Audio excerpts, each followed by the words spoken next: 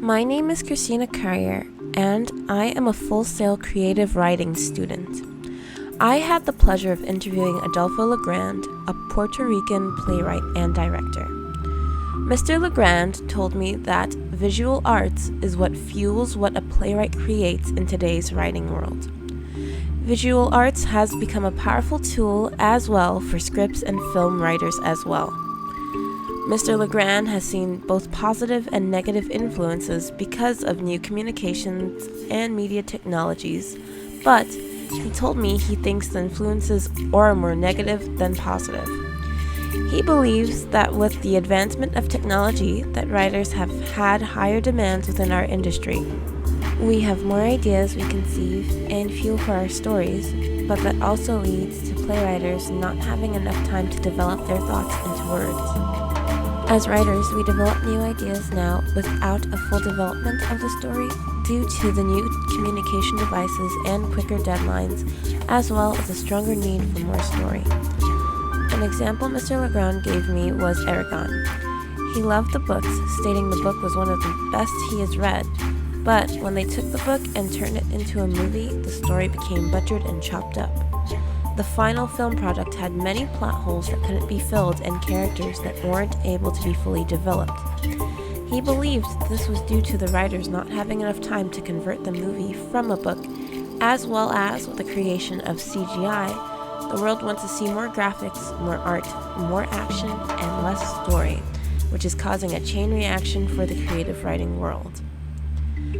The Mona Lisa portrait from Leonardo da Vinci is becoming increasingly popular to use in the creative writing field, according to Mr. Legrand, as well as many Renaissance pieces as well.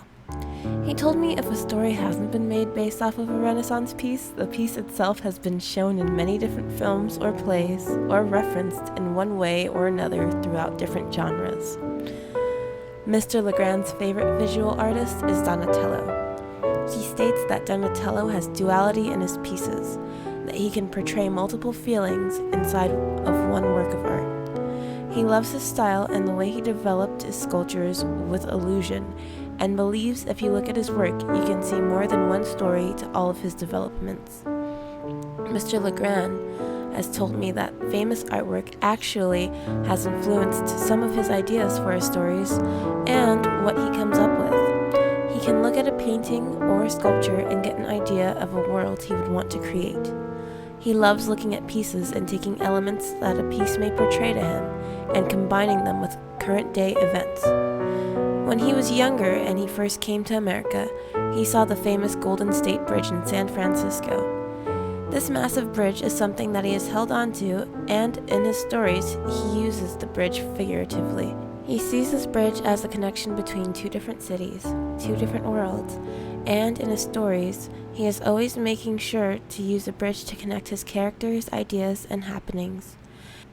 He also, inspired for his love for Donatello, likes to use old history and create a story out of old history, either portraying an evidently new story, a new world, or even an alternate universe of a historical event. Without art, Mr. Legrand told me that writers would never have been able to get to the point we are at now, creating marvelous stories and worlds for our readers to escape to.